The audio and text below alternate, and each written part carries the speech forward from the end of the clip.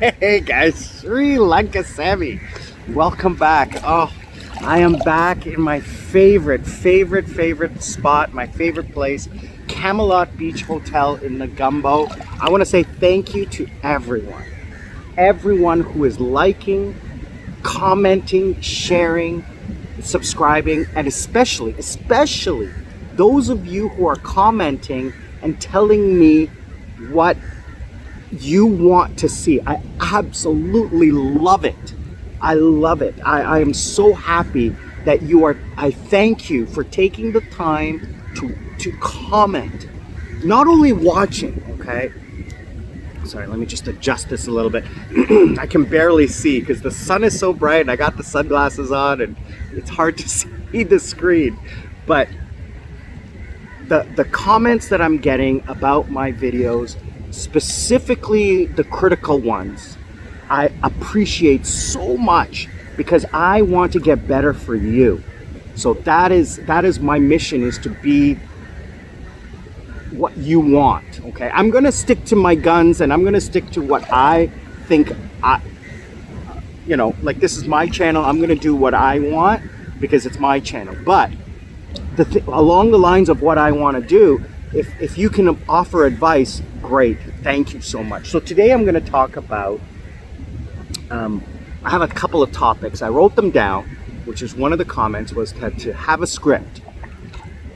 I don't really like to have a script, but talking points are important. I should have talking points. So today I'm going to talk about, what am I going to talk about? I forgot. I'm sorry, I had a couple drinks. So it is a Saturday afternoon and I'm relaxing at the pool. What was I going to talk about? How is the Sri Lankan crisis different from other countries? How is Sri Lanka, why do I think Sri Lanka is going to get out of the crisis faster than any other country that has been in a IMF World Bank financial crisis? So the reason that, as most of you may or may not know, I was in South Korea for the last 13 years. I've been in Sri Lanka now 4 months. So 13 years I was in South Korea. Prior to that I was in Canada, right? So South Korea recovered from an IMF bailout in 1997, and it took them 7 years to recover because the people fought. The people donated gold to the government, their family gold. Now, Korea was a very unique situation. They went from being IMF bailout country in 1997 to president of the IMF in 2021. So in the space of 25 years, they went from being down here to up here. They are the 13th largest economy in the world, and predicted to rise to number 10 in the next 50 years. So, they're not a small economy, not in the least. Okay, 52 million people, ridiculous amount of GDP. So why is Sri Lanka going to recover? And here's the reason why. Why is Sri Lanka not Venezuela, not Greece, not Italy, not these other countries? Because Sri Lanka has proven in the past to have the domestic output. Unfortunately, for the past 30 years, most of that GDP was spent on military expenditure, okay, up until 2009, right? And then the government kind of mismanaged everything.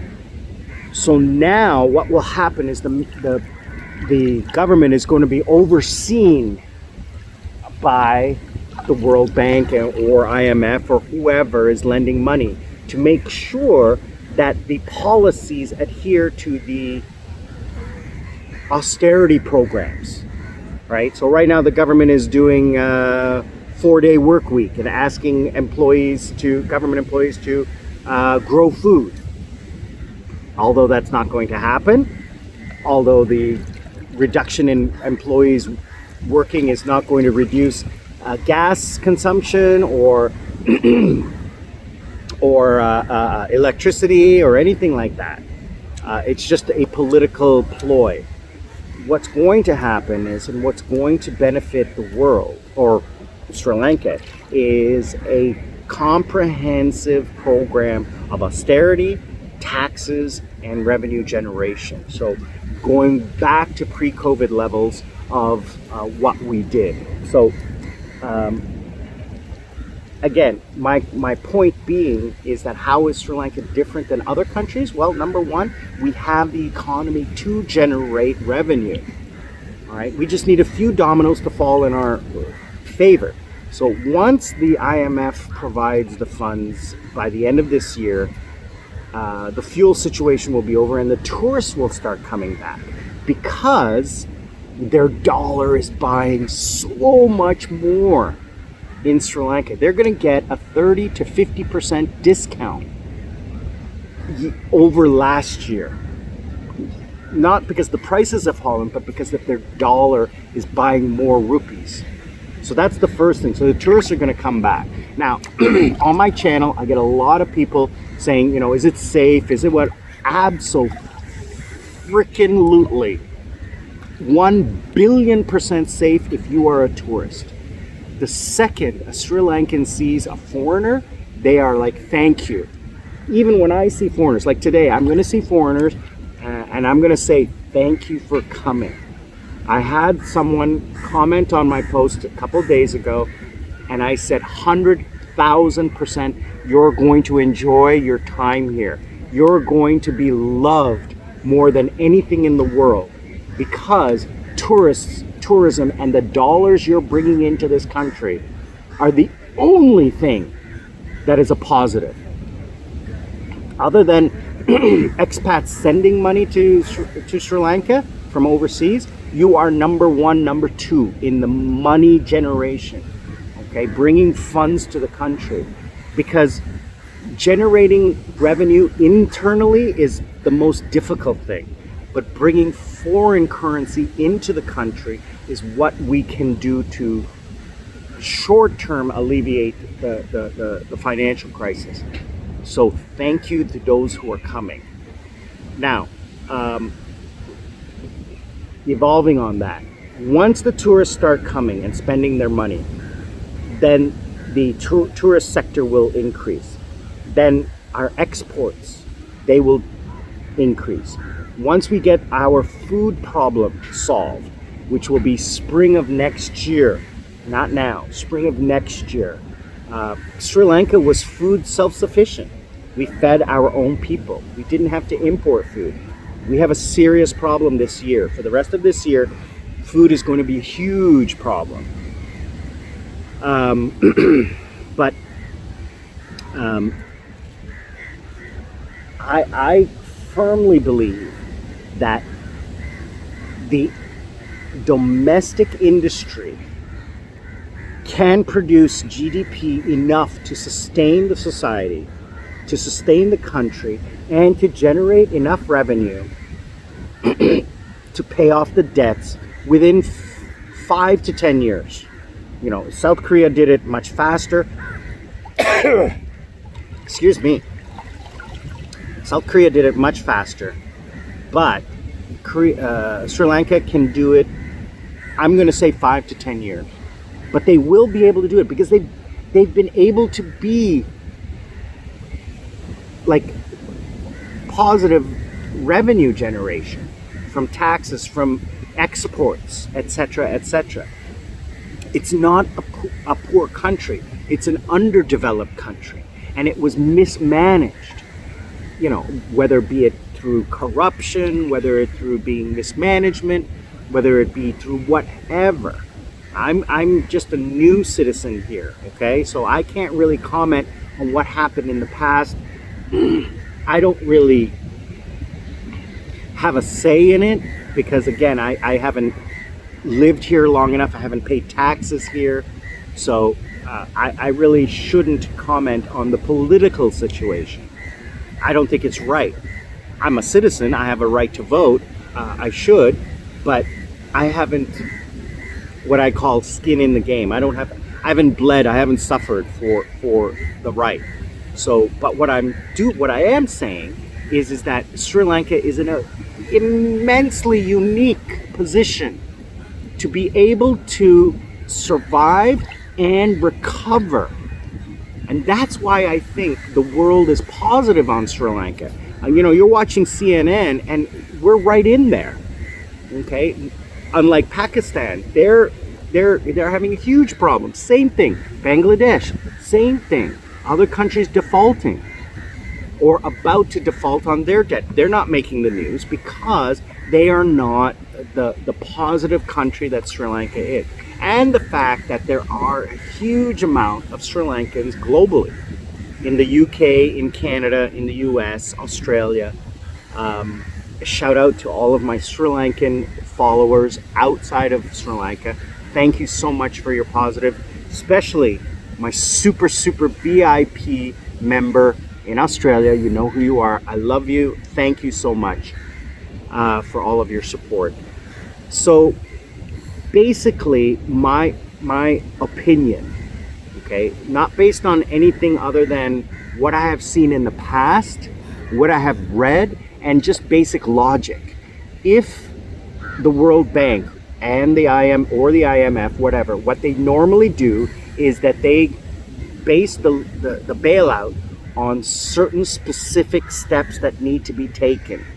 So basically, they oversee the finance minister and what they do.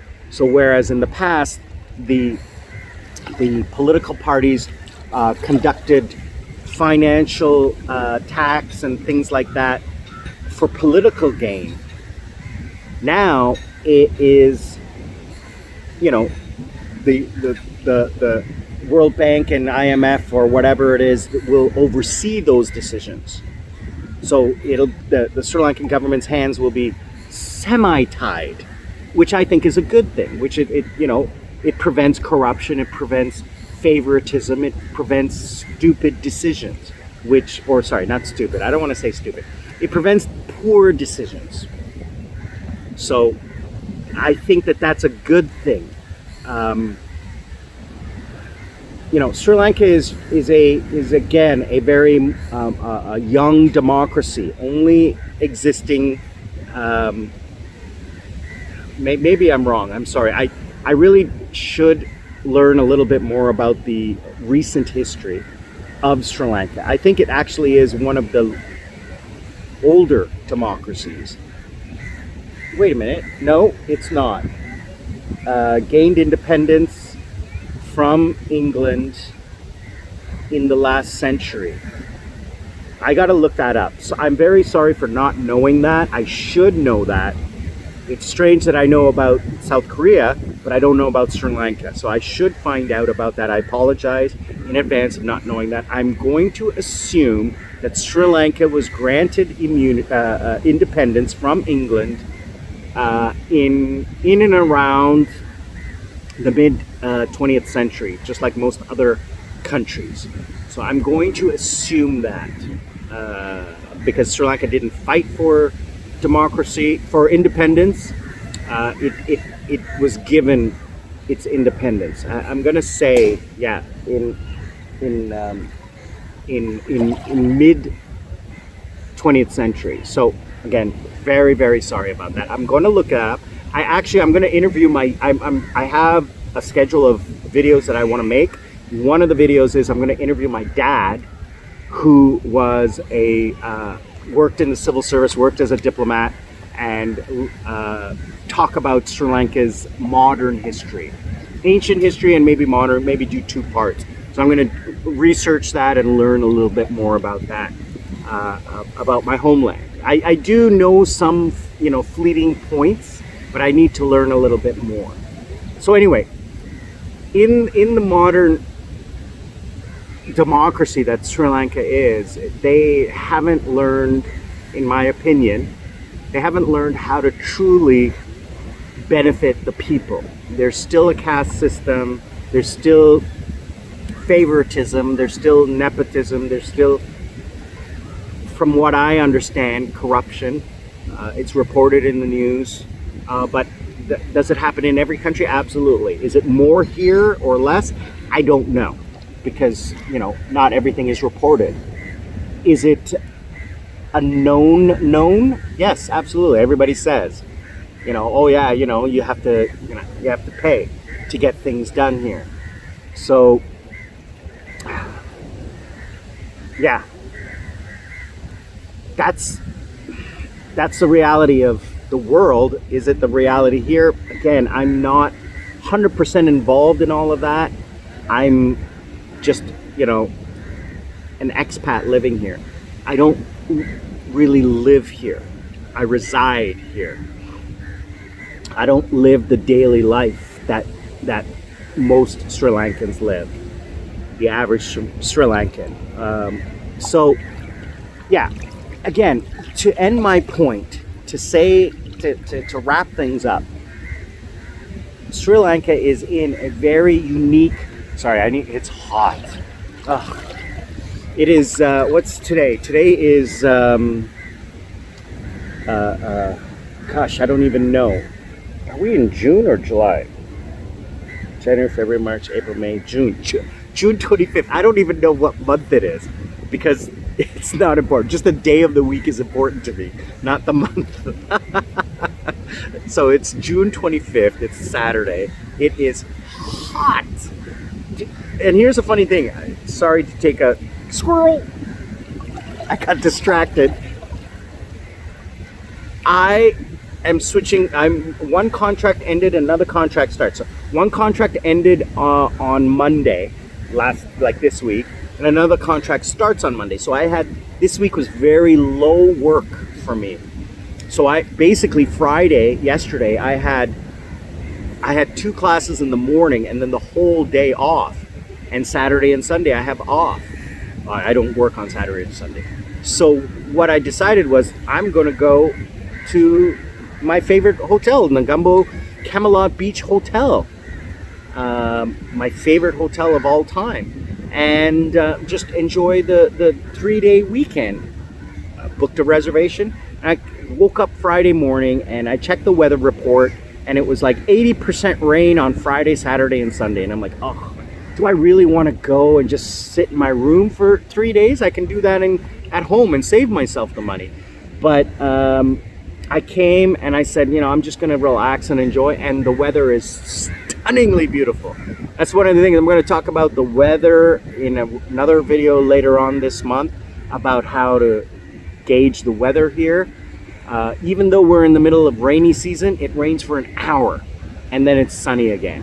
Like, even coming here on Friday morning, it poured rain, and when I arrived, it was sunny and blue skies.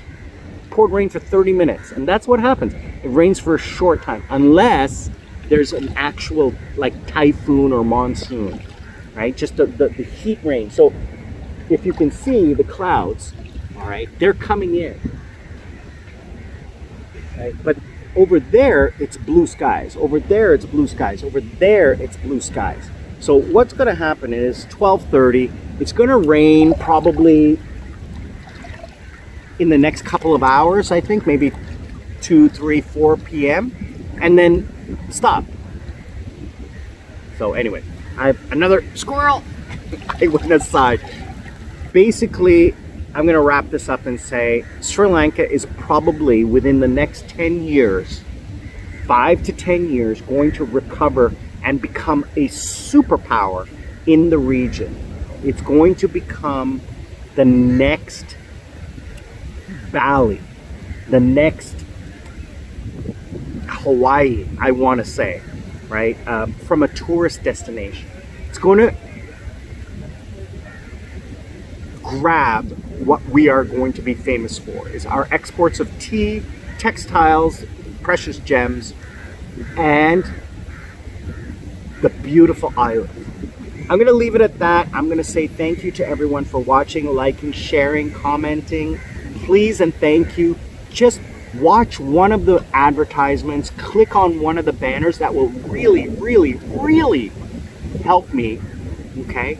And if you just want to like and share, it would help get that video out. I do thank everyone. Sri Lanka Sammy, I'm out.